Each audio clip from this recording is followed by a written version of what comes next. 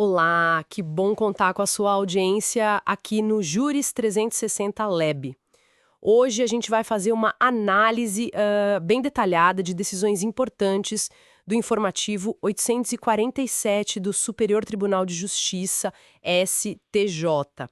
Vamos, assim, destrinchar os pontos essenciais de 4 temas bem relevantes neste primeiro bloco, tá? Preparados? Certamente. Olha, acompanhar o STJ é vital, né? E esses julgados que saíram agora, bom, eles trazem orientações que de fato impactam diretamente a advocacia, em várias áreas. Vamos começar essa exploração? Legal, então vamos direto ao ponto. O primeiro é o tema 1267. É o RSP 20728867MA. Aquela discussão, né?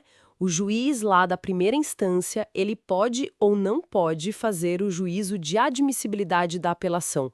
O CPC de 2015 veio para mudar isso, certo? Exato, precisamente. O Código de Processo Civil de 2015, lá no artigo 1010, parágrafo 3º, ele foi bem claro. Retirou essa análise prévia do juiz de primeiro grau.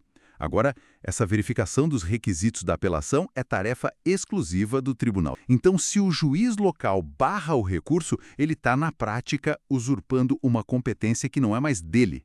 Isso é importante. Entendi. E aí, para a parte que se sente prejudicada, qual é a saída? O que fazer? Olha, a ferramenta processual correta, nesse caso, é a reclamação. Direto lá no tribunal, uma nuance importante. Qual? Se essa decisão que não admite a apelação acontecer já na fase de execução, ou então no cumprimento de sentença, aí o caminho é outro, tá? Cabe agravo ao artigo 1015, parágrafo único. Ah, então tem essa diferença dependendo da fase. Exatamente. E o STJ até modulou os efeitos, sabe? Aceitou outros recursos que foram interpostos antes dessa tese ser firmada, justamente por causa da dúvida razoável que existia na época, aplicou a fungibilidade ali. Entendido, ficou bem mais claro agora. Vamos então para o tema 1298, o RESP 2.129.162 MG. Esse aqui merece uma atenção especial, né? Trata de honorários de advogado quando o poder público desiste de uma ação de desapropriação ou de instituir uma servidão administrativa. Como é que fica a conta para o advogado da outra parte? Porque não tem mais aquela diferença entre a oferta e a indenização para calcular, né? Sumiu a base. Pois é, aí que está o ponto interessante. O Decreto-Lei das Desapropriações, o 3.365 de 41, ele tem uma regra bem específica para honorários. São percentuais entre 0,5% e 5% sobre essa diferença entre a oferta e a indenização final. Só que com a desistência, essa base de cálculo some, como você disse. Exato. O que o STJ fez foi uma adaptação bem inteligente, eu diria. Ele manteve os percentuais da lei especial, aquele de 0,5% a 5%, mas determinou que a base de cálculo agora vai ser o valor atualizado da causa. Aí ele buscou a regra geral do CPC, lá no artigo 85, parágrafo 2º. Ah, então pega o valor da causa como referência, entendi. Mas e se esse valor da causa for muito baixo, irrisório? Bem observado. Se o valor da causa for realmente muito baixo, aí sim a gente escapa dessa regra. Aplica-se a fixação por apreciação equitativa, como o próprio CPC prevê lá no artigo 85, parágrafo 8º. A lógica central por trás disso tudo é o princípio da causalidade, né? Quem deu causa ao processo e depois desistiu, no caso o ente público, gerou a necessidade da outra parte se defender, contratar advogado, etc. Por isso, tem que arcar com os honorários. Faz sentido. É uma solução que busca equilibrar a regra especial com a realidade prática da desistência. 2. RS. Esse é lado direito previdenciário. A discussão é sobre o PPP, o Perfil Profissiográfico Previdenciário. Aquela informação no documento dizendo que o EPI, o equipamento de proteção, era eficaz. Isso por si só já basta para negar o tempo especial para o trabalhador e, mais importante talvez, de quem é o ônus. Quem tem que provar se o equipamento realmente protegia ou não? É do INSS? É do trabalhador? Isso é questão é um ponto nevrálgico na prática previdenciária. Todo mundo que atua na área sabe. O STJ definiu 3 diretrizes bem importantes aqui. Primeiro, aquela informação de EPI eficaz no PPP, ela em princípio realmente afasta o reconhecimento do tempo especial. Ou seja, o documento oficial tem um peso grande. Claro, sempre tem exceções legais, como para o agente ruído, que tem regra própria. Segundo, o ônus da prova. Quer dizer, quem tem que correr atrás e provar que o IPI não era eficaz de verdade é a do trabalhador. É ele que entra com a ação, então ele que tem que demonstrar. Ah, então é um trabalhador que tem que provar a ineficácia. Isso.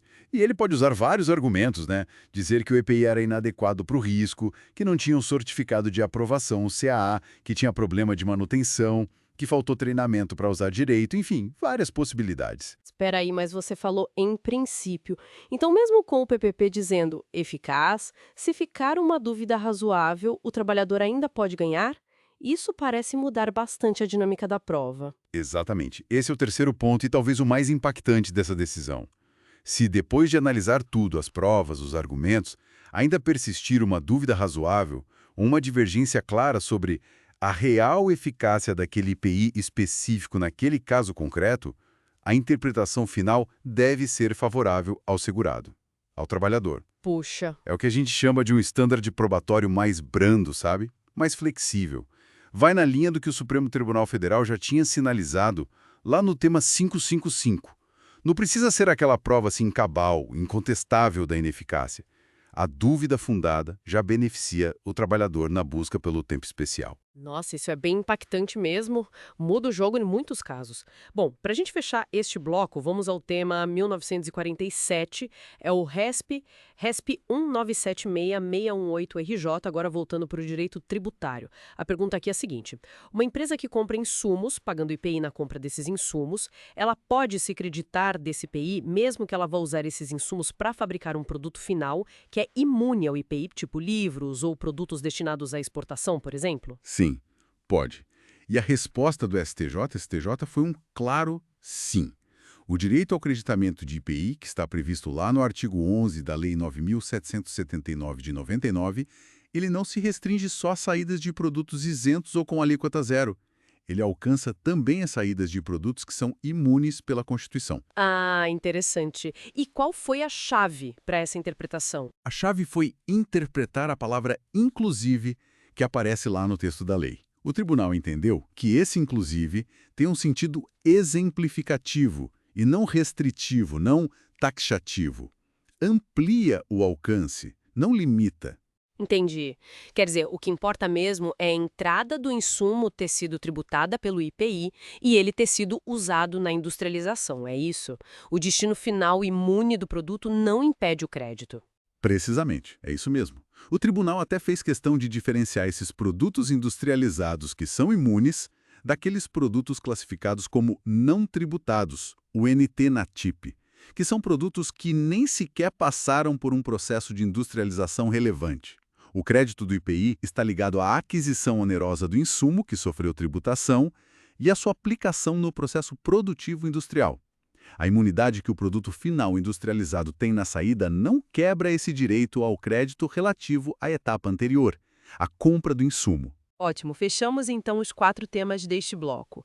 Vamos recapitular rapidinho. Vimos a competência exclusiva do tribunal para julgar a admissibilidade de apelação lá no tema 1267. Depois, a base de cálculo adaptada para honorários advocatícios quando há desistência de desapropriação no tema 1298. Aí aquela questão complexa, né, do ônus da prova e da dúvida razoável sobre a eficácia do IPI para o tempo especial no tema 1090 e, por fim, a confirmação do direito ao crédito de IPI na entrada de insumos usados para produzir produtos finais imunes no tema 1247. Exato. São julgados bem importantes que reforçam, cada um à sua maneira, a necessidade de regras claras, né? Seja no andamento do processo, no cálculo de verbas, na distribuição do ônus da prova ou na interpretação de benefícios fiscais. Todos eles, no fundo, buscam trazer mais segurança jurídica para as relações. E fica a reflexão, né? Como o judiciário precisa constantemente interpretar e adaptar a legislação a situações concretas que muitas vezes o legislador nem previu com todos os detalhes. É um trabalho contínuo. Perfeito. Agradecemos muito a atenção nesta análise focada do informativo 847. Nos veremos no próximo bloco para continuar essa exploração. Até lá! Olá, estamos de volta, continuando nossa análise do informativo 847 do STJ. Nesse bloco, a gente vai dar uma olhada em mais 5 julgados. Temas bem variados, hein? Sim, bastante coisa interessante. Vamos falar da execução fiscal para multa de improbidade, indenização de seguro com beneficiário inimputável, anulação de arrematação por avaliação antiga Tem também recuperação judicial, a questão do prazo de carência e a lei nova. e aquele caso de inventário, né? O uso exclusivo do imóvel e o IPTU. Bem comum isso. Exato. Então vamos lá. Começando pela improbidade. Essa multa civil que sai da sentença de improbidade pode mesmo ser cobrada via execução fiscal, aquele jeito mais rápido da fazenda pública. E quem que pode fazer essa cobrança? Olha, pode sim, o STJ confirmou que é um caminho válido. Claro, precisa ter a certidão de dívida ativa, a CDA, né? Senão não dá. Certo. E a legitimidade, quem pode cobrar é a própria fazenda pública, que foi lesada pelo ato.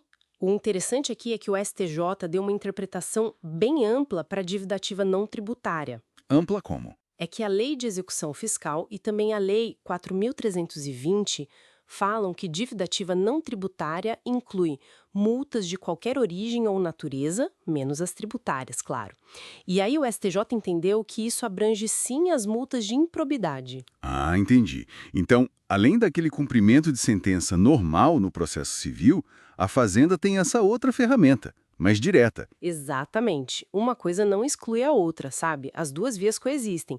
Isso acaba fortalecendo a cobrança, né? Ajuda o Estado a tentar reaver esses valores. Faz sentido. E, como você disse, se alinha com o que o STF já tinha decidido sobre a legitimidade do ente público na própria ação de improbidade. Isso, perfeito.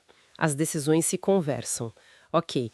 Agora, saindo um pouco do direito administrativo, vamos para uma situação bem pessoal e até trágica. O RESP 2174212. Pensa na cena. Um filho, que é beneficiário do seguro de vida da mãe, tem um surto esquizofrênico, ele é inimputável e acaba causando a morte dela. A pergunta é, ele perde o direito de receber a indenização do seguro? Olha que situação complexa, né? Mas o STJ decidiu que ele não perde o direito à indenização. Não perde. Mesmo ele tendo causado a morte? O raciocínio foi por analogia com o artigo 768 do Código Civil. Esse artigo diz que se perde o direito ao seguro se o segurado, ou no caso o beneficiário, agrava o risco intencionalmente. A palavra-chave é intenção. E como ele era inimputável? Exato. Se ele era civilmente inimputável na hora do ato, significa que ele não tinha capacidade de manifestar uma vontade livre, consciente, para o direito civil. Então, não dá para dizer que houve o agravamento intencional do risco. O ato dele é considerado um ato-fato jurídico. Um ato-fato. Seguro, entende? Faltou o elemento da vontade, o querer fazer aquilo. Nossa, que detalhe importante. A análise da capacidade civil definindo o direito ao seguro. Bem interessante.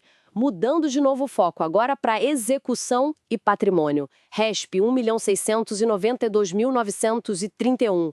Anulação de arrematação. A pessoa quer anular porque a avaliação do imóvel estava muito velha, tipo mais de 4 anos, defasada. Mas ela só foi reclamar disso depois que o leilão já tinha acontecido e o bem arrematado. Isso pode? Não, não pode. A jurisprudência é bem firme nisso, desde o CPC antigo até. Se a parte acha que a avaliação está errada, defasada, muito baixa, enfim, ela tem que reclamar antes da arrematação ou da adjudicação. Tinha um momento certo para isso. Exatamente. Tinha um momento processual adequado para pedir uma nova avaliação, para impugnar o valor. Se não fez e deixou a arrematação acontecer, não pode depois vir com uma ação autônoma querendo anular tudo por causa disso. Por quê? Qual o problema? Aí entra a boa-fé objetiva, a proteção da confiança, a segurança jurídica. Imagina a instabilidade se toda arrematação pudesse ser desfeita depois por um motivo que já podia ter sido alegado antes, né?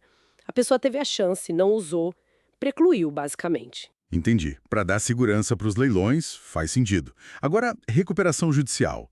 Prazos e leis no tempo. RESP 2.18080. Um plano de recuperação com um prazo de carência bem longo, 48 meses, foi aprovado e homologado antes daquela reforma grande de 2020, a Lei 14.112. Certo. Aí veio a lei nova e mudou o artigo 61. Disse que a supervisão do juiz, aqueles 2 anos, começa a contar da concessão da recuperação, não importa a carência. A dúvida é, essa regra nova, mais dura, talvez, vale para aquele plano antigo que foi feito sob a lei velha? Não, não vale. A decisão do STJ foi bem clara. A lei nova não retroage para atingir esse plano. E por quê? Por causa da teoria do isolamento dos atos processuais. Está lá no artigo 14 do CPC. O plano de recuperação, a aprovação dele em assembleia, a homologação pelo juiz, tudo isso é um ato jurídico perfeito. Foi feito e consolidado de acordo com a lei que estava valendo naquela época. Ah, a lei do momento do ato. Tem que ser respeitada. A lei nova não pode simplesmente chegar e mudar os termos de um acordo que já estava valendo, entendeu? Seria mexer no ato jurídico perfeito e na coisa julgada, de certa forma. Proteção da segurança jurídica de novo, né? Exatamente. Ok. E para fechar o bloco, um caso de inventário. Foi julgado em segredo de justiça, mas a situação é super comum. Imagina, tem um imóvel na herança e só um dos herdeiros mora lá. Usa com exclusividade. Enquanto isso, o espólio, a massa de bens, está pagando o IPTU. Acontece muito.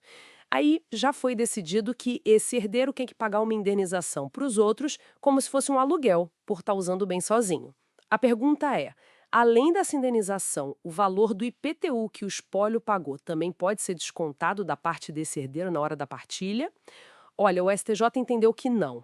Se já existe uma indenização fixada pelo uso exclusivo, descontar também o IPTU seria um bis in idem. Cobrar 2 vezes pela mesma coisa. Isso. Seria uma dupla compensação pelo mesmo fato, o uso exclusivo do imóvel. E isso acabaria gerando um enriquecimento sem causa para os outros herdeiros, né? Porque, veja bem, enquanto não tem partilha, a obrigação principal de pagar o IPTU é do espólio mesmo, conforme o Código Civil. Então a regra geral é do espólio. Sim. Agora, a situação poderia ser diferente se não tivesse sido fixada nenhuma indenização pelo uso exclusivo. Aí, talvez, desse para discutir o abatimento do IPTU pago pelo espólio da parte daquele herdeiro que usou o bem sozinho. Mas, tendo a indenização, não pode acumular com um desconto do IPTU. Entendi. Uma coisa ou outra, basicamente. O que é fascinante aqui é notar como as decisões navegam entre a aplicação formal da lei e a busca por equidade nas relações particulares. Por exemplo, nesse caso do inventário, como garantir que a responsabilidade coletiva do espólio não gere um ônus desproporcional para um herdeiro ou um benefício indevido para outros, especialmente quando o uso do bem não é compartilhado? É um equilíbrio delicado. Verdade. Questões complexas que mostram o direito em ação no dia a dia. Bom, vamos continuar nossa análise no próximo bloco. Até lá! Olá! Estamos de volta continuando nossa análise do informativo 847 do STJ. Neste bloco, vamos mergulhar em 4 julgados bem relevantes. Os 2 primeiros, aliás, acho que pedem uma atenção especial nossa, né? Com certeza. São decisões que mostram bem como a interpretação correta, a aplicação certinha dos institutos jurídicos faz toda a diferença, sabe? Acompanhar essas nuances é, fundamental para quem atua na área. Perfeito. Então vamos começar pelo ARSPI 230.141, lá do Rio Grande do Sul. A discussão aqui é daquelas, né? A súmula 308 do STJ, aquela que protege o comprador de boa-fé na hipoteca entre construtor e banco. Será que ela vale também para alienação fiduciária? Qual é o ponto-chave aqui? Olha, o ponto-chave, o pulo do gato, como se diz, está na diferença fundamental entre os 2 institutos. A súmula 308 ela nasceu para a hipoteca. Na hipoteca, o imóvel continua sendo propriedade do devedor, né? Ele só está gravado com a garantia. Certo. Já na alienação fiduciária, que vem da Lei 9.514 de 97, a coisa muda. O devedor, que é o fiduciante, ele transfere a propriedade. É uma propriedade resolúvel, claro, mas ele transfere para o credor fiduciário. O que o devedor tem é a posse direta e, a expectativa de ter a propriedade plena de volta se pagar tudo. Ah, entendi. Então, peraí. Se esse devedor fiduciante resolve vender o imóvel para um terceiro. Ele está vendendo uma coisa que, juridicamente falando, não é mais dele em termos de propriedade. Exatamente. É a famosa venda a non domino, venda por quem não é dono. E essa venda, perante o verdadeiro proprietário, que é o credor fiduciário, ela é ineficaz. E aqui vem o detalhe importante. A boa-fé do terceiro que comprou, nesse cenário, não serve para validar o negócio contra o credor. Nossa, por isso a quarta turma do STJ entendeu que não existe aquela similaridade essencial para a gente poder aplicar a súmula 308. São situações diferentes. E tem mais, a própria Lei 9.514, lá no artigo 29, exige a concordância expressa do credor fiduciário para que o devedor possa ceder seus direitos. Entendi. Isso muda completamente a figura para o comprador, né? O recado é: cuidado redobrado na alienação fiduciária, a súmula 308 não protege e tem que checar essa anuência do credor. Exatamente. É um alerta importante, sem dúvida, para o mercado imobiliário. Bom, e seguindo nessa linha de patrimônio, garantias, vamos para o ARRES 1792-271, de São Paulo. Aqui a situação também é complexa. A desconsideração da personalidade jurídica, aquela do artigo 50 do Código Civil, ela pode ser usada para alcançar bens que os sócios doaram para os filhos que não têm nada a ver com a sociedade, para pagar a dívida da empresa? O tribunal lá de São Paulo até tinha permitido, mas com limite, né? Só os bens doados depois da dívida existir. Só que o STJ viu diferente, reformou a decisão. A lógica do artigo 50 do CC é alcançar o patrimônio dos sócios ou de outras empresas do grupo quando tem abuso, tipo desvio de finalidade, confusão patrimonial. Certo. Mas o Instituto não foi feito para atingir terceiros que são estranhos à sociedade, como os filhos que receberam uma doação. Eles não são sócios, não participam da gestão. Mas aí fica a pergunta, né? E se essa doação foi claramente uma manobra para limpar o patrimônio, para evitar que os credores da empresa recebessem? Isso não seria fraude? Pode até ser que configure fraude contra credores, sim. É uma hipótese. Mas a questão que o STJ analisou foi: a desconsideração da personalidade jurídica é o instrumento processual correto para atacar essa doação? E a resposta foi não. Ah, então tem outro caminho. Tem. A fraude contra credores tem a sua própria ação, que é a ação pauliana. Está lá no artigo 161 do CC. E essa ação tem requisitos bem específicos: o prejuízo para o credor, a intenção ou ciência da fraude, a dívida ser anterior à doação.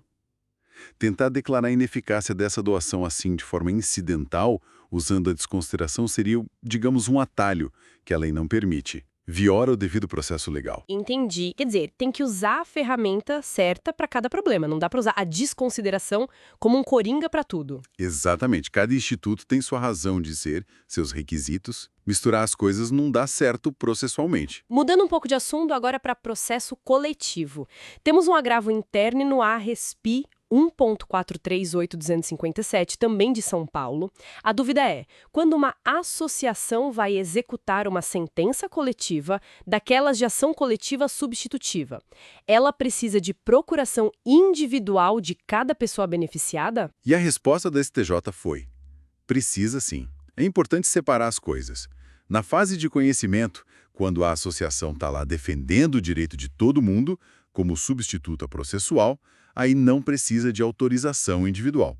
O mesmo vale para a execução chamada fluida, do artigo 100 do Código de Defesa do Consumidor, que o dinheiro vai para um fundo. Ok. Mas quando a associação vai executar a sentença para garantir o direito individual concreto de cada beneficiário específico, aí a figura muda.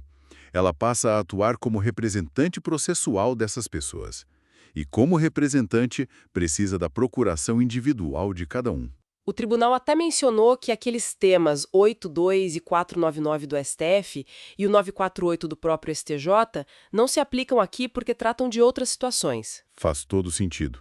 É como se, nessa execução individualizada, a associação precisasse de uma autorização formal de cada um para ir buscar o dinheiro em nome deles. Precisamente, a natureza da atuação é diferente e a exigência processual acompanha essa diferença. E para a gente fechar o bloco, um ponto de processo penal.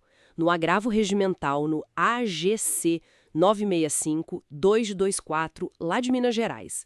A situação é a seguinte: a polícia tem autorização do juiz para busca e apreensão, mas na hora de cumprir, eles não levam o mandado físico, o papel.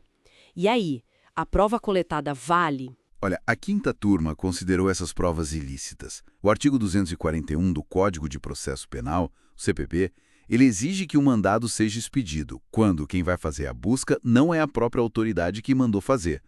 Então, mesmo que exista a ordem judicial lá no sistema registrada, a falta do documento físico ali na hora da busca compromete a legalidade do ato. Nossa, isso é bem rigoroso, hein?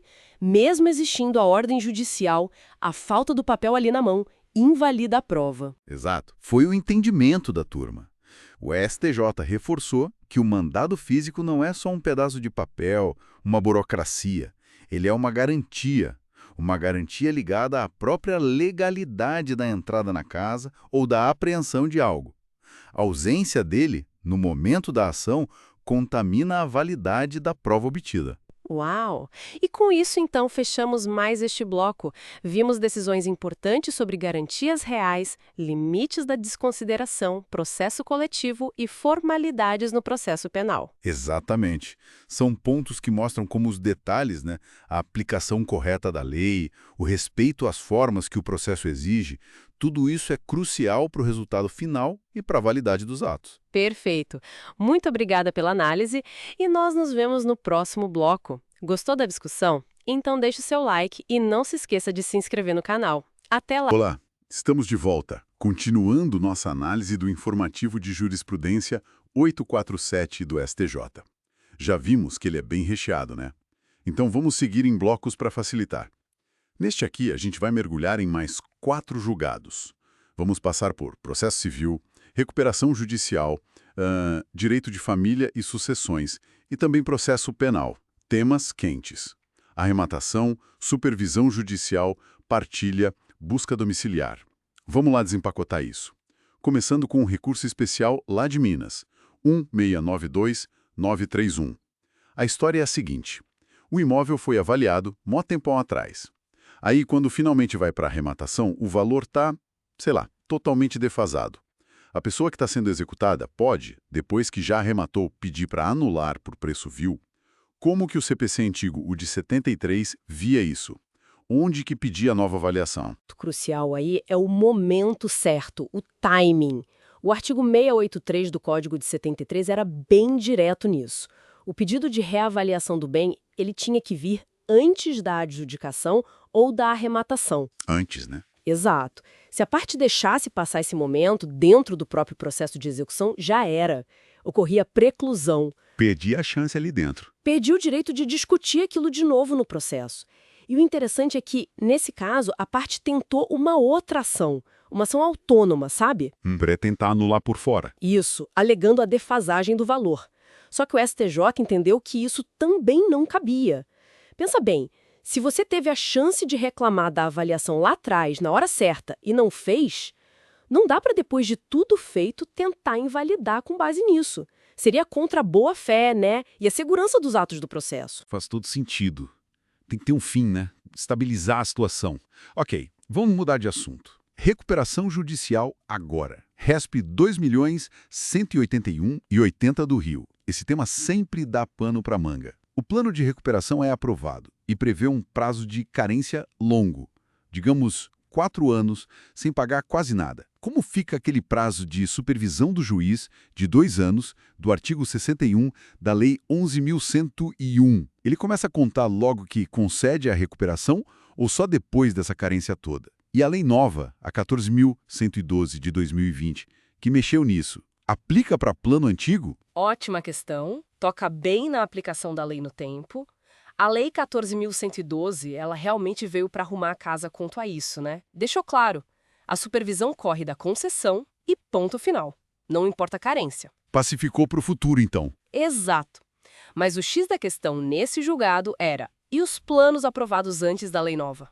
Aí o STJ usou aquela teoria do isolamento dos atos processuais, o famoso tempus regit acto. Ah, a lei do tempo rege o ato. Justamente, a lei nova não pode voltar no tempo para mexer num ato jurídico perfeito. E o plano aprovado, homologado lá atrás, é um ato jurídico perfeito. Entendi. Então, para os planos mais antigos, valia a regra da época da aprovação. Isso. E, na verdade, mesmo antes da mudança na lei, o STJ já meio que sinalizava ao respeito à decisão dos credores. Se a Assembleia aprovou um plano com carência, sem falar nada sobre estender a supervisão, o prazo era o da lei, 2 anos da concessão. A vontade dos credores, manifestada na Assembleia, tinha um peso grande. Prevalece o negociado dentro da lei da época. Legal. Saindo do empresarial, vamos para família e sucessões. Um caso sigiloso da 4ª turma. Imagina a cena. Inventário rolando, só tem um imóvel na herança. E um dos herdeiros mora lá sozinho. Já ficou decidido que ele tem que pagar uma indenização para os outros, tipo um aluguel, por usar o imóvel só para ele. Só que aí tem um detalhe. O IPTU desse imóvel foi pago pelo espólio, com dinheiro da herança mesmo. A pergunta é, esse valor do IPTU também pode ser descontado da parte que esse herdeiro que mora lá vai receber, além da indenização que ele já paga? Essa situação é delicada. Normalmente, as dívidas do imóvel tipo IPTU são do espólio até a partilha, né? E quem usa o bem com exclusividade, sim, tem que compensar os outros para não ter enriquecimento sem causa. O STJ até já tinha dito antes, num outro caso, que se o herdeiro usa de graça, sem pagar nada, aí sim as despesas tipo IPTU, condomínio, podem ser descontadas da parte dele. Ah, mas se ele já paga uma indenização, muda a figura, muda tudo. Esse é o pulo do gato nesse julgado. Se já foi fixada uma indenização pelo uso exclusivo, permitir que desconte o IPTU também seria, na prática, penalizar o herdeiro 2 vezes pela mesma coisa, o fato dele estar usando o imóvel. Seria uma dupla cobrança, né? Exato. Configuraria um novo enriquecimento sem causa, só que agora para os outros herdeiros. A menos, claro, que tivesse um acordo específico entre eles falando que o ocupante pagaria o IPTU além da indenização, mas sem acordo, a indenização já cobre essa compensação. Entendi. A indenização já resolve. Boa. Para fechar o bloco, processo penal. Agravo regimental no RHC 201-23 de Minas. Cenário bem comum, infelizmente. Polícia recebe denúncia anônima, mas bem detalhada, sobre tráfico. Abordam um suspeito na rua. Encontram uma arma com ele. Aí ele confessa, tenho droga em casa. Os policiais vão até a casa e a companheira do cara autoriza verbalmente a entrada. Essa busca na casa, sem mandado, só com essa autorização verbal, sem gravar, sem assinar nada, vale. Olha, esse caso junta várias peças importantes do quebra-cabeça da busca domiciliar. Primeiro, o STJ olhou se tinham as tais fundadas razões para entrar sem mandado, como o STF exige lá no tema 280. E a conclusão foi que sim. Pensa bem, tinha denúncia detalhada, tinha o flagrante da arma na rua, que é crime permanente, estava acontecendo ali, e tinha confissão do próprio suspeito sobre a droga em casa. Ah, quer dizer, esses elementos já poderiam justificar a entrada por si sós, por causa do flagrante da droga em casa. Exatamente. Já havia uma situação de flagrante delito ocorrendo dentro da casa, segundo a confissão. A entrada seria para cessar esse crime. Nesse cenário, a autorização verbal da companheira veio mais como um reforço da legalidade. Entendi. Mas e a validade do consentimento só falado? Sem papel, sem vídeo? Essa foi a grande discussão. O STJ, seguindo a linha do STF em decisões recentes, considerou válido. Não existe uma exigência absoluta na lei de que o consentimento seja escrito ou gravado. Claro que seria o ideal, para evitar dúvidas, mas não é obrigatório. O ponto central é avaliar a credibilidade do que os policiais relataram, que tem presunção de veracidade, né? E confrontar isso com as outras provas.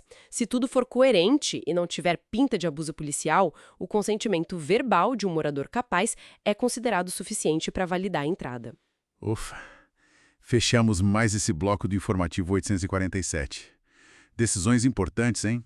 Vimos aí questões práticas sobre quando agir no processo, lei no tempo na recuperação, o equilíbrio na hora de dividir bens da herança e os limites da busca em casa.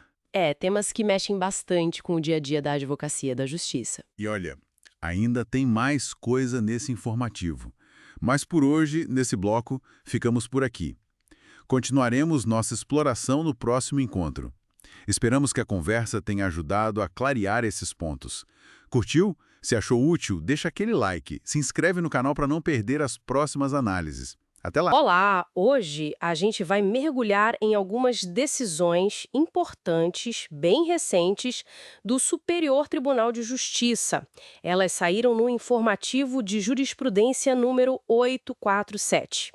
A nossa missão aqui é extrair as ideias centrais, né, o que tem de mais importante nesses julgados selecionados. Ok, vamos lá. Vamos sim. O foco hoje são alguns entendimentos que mexem com o direito civil, processual civil e também processual penal. A gente vai ver como o STJ está interpretando e aplicando a lei em situações bem específicas, sabe? E o que isso significa na prática. Perfeito. Começando então pelo direito civil, teve um caso bem interessante sobre inventário. Olha só. Um herdeiro usava um imóvel do espólio sozinho, com exclusividade. E ele até já pagava uma indenização para os outros herdeiros por causa disso, né? A questão que chegou no STJ foi o IPTU desse imóvel que era pago pelo espólio podia ser descontado da parte desse herdeiro específico na herança? Essa é uma questão boa. E aqui, olha, o ponto central é a vedação ao enriquecimento sem causa. O STJ, especificamente a quarta turma, disse que não pode ter esse desconto adicional do IPTU. O raciocínio foi o seguinte: se o herdeiro já está pagando uma indenização pelo uso exclusivo, descontar também o IPTU seria tipo assim, cobrar 2 vezes pelo mesmo fato, né? Isso acabaria beneficiando os outros herdeiros de forma indevida, porque antes da partilha, a responsabilidade principal pelo IPTU é do conjunto da herança, ou seja, do espólio. Entendi. Então, como já existia uma compensação, o IPTU seria meio que cobrar de novo pela mesma coisa. Faz todo sentido. Agora, mudando para um tema que sempre dá o que falar. Desconsideração da personalidade jurídica. Sabe, aquele mecanismo para atingir o patrimônio dos sócios por dívidas da empresa. A dúvida nesse caso era se essa desconsideração poderia ir além, sabe, alcançar bens de terceiros, como filhos dos sócios, que supostamente teriam recebido bens desviados da empresa devedora. Pois é, essa decisão ela veio para reforçar bem os limites desse instituto. A desconsideração, como está lá no Código Civil, ela serve para quê? Para atingir o patrimônio dos sócios ou de outras empresas do mesmo grupo quando tem abuso, fraude e essas coisas. Ela não foi feita assim para alcançar terceiros que não têm um vínculo direto com a sociedade. Se houve doações, transferências suspeitas para esses filhos, talvez indicando uma tentativa de proteger o patrimônio contra os credores, aí o caminho legal seria outro, né? A famosa ação pauliana. A ação pauliana. E qual a diferença principal nesse contexto, assim? Então, a ação pauliana, ela tem requisitos bem específicos. É preciso provar a intenção de fraudar, tanto do devedor quanto de quem recebeu o bem, o que a gente chama de concilium fraudes, e também tem que provar o prejuízo para o credor, o eventus damni. Não dá para usar o atalho da desconsideração para, digamos, anular esses atos de transferência que aconteceram antes da dívida, sabe? Atropelaria o processo específico da ação paulina, cada coisa no seu lugar. Muito claro. Cada problema tem sua ferramenta processual correta, né? E, por falar em processo, como fica a execução de sentença coletiva por associações? Imagina uma associação que ganhou uma ação em nome de vários consumidores, por exemplo.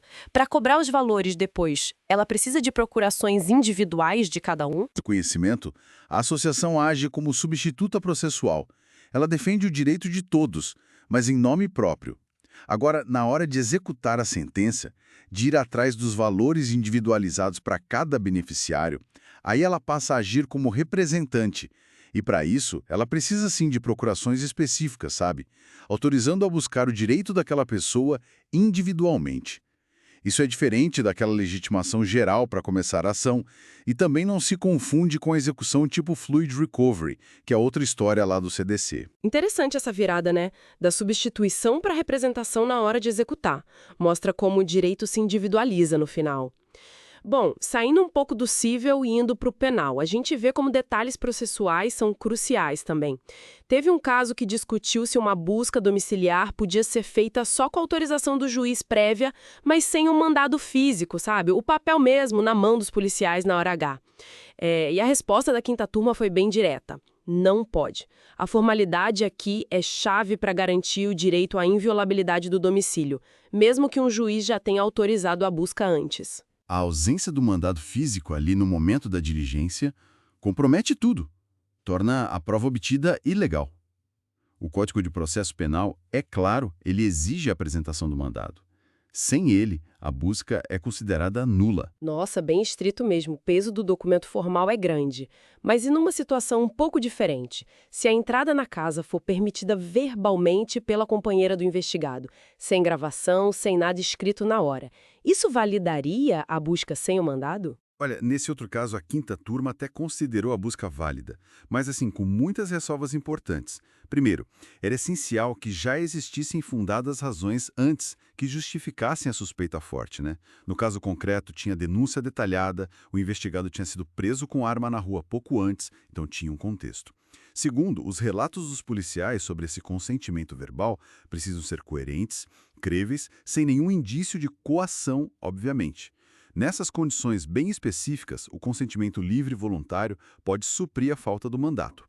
E está alinhado com o que o Supremo decidiu no tema 280. A falta do registro formal do consentimento, por si só, não anula tudo se o contexto geral mostrar que foi genuíno. Percebe-se um equilíbrio bem delicado aí, né? Entre a investigação e a proteção da casa. Bom, então o que a gente viu hoje foi desde questões de herança e IPTU, passando pelos limites da responsabilidade dos sócios, até essas formalidades super importantes no processo penal, como a presença física do mandado e a validação do consentimento verbal. Fica muito claro como os detalhes do procedimento são fundamentais no direito. Exatamente. A análise desses julgados do informativo 847 do STJ só reforça isso. A importância de seguir os ritos, as garantias legais, seja numa briga por patrimônio ou numa diligência criminal. Isso assegura a validade dos atos e protege os direitos de cada um. E fica aí a reflexão, né? Até que ponto a busca por resultados, por eficiência, pode ou deve flexibilizar garantias processuais que foram, assim, construídas com tanto cuidado ao longo do tempo? É algo para a gente pensar.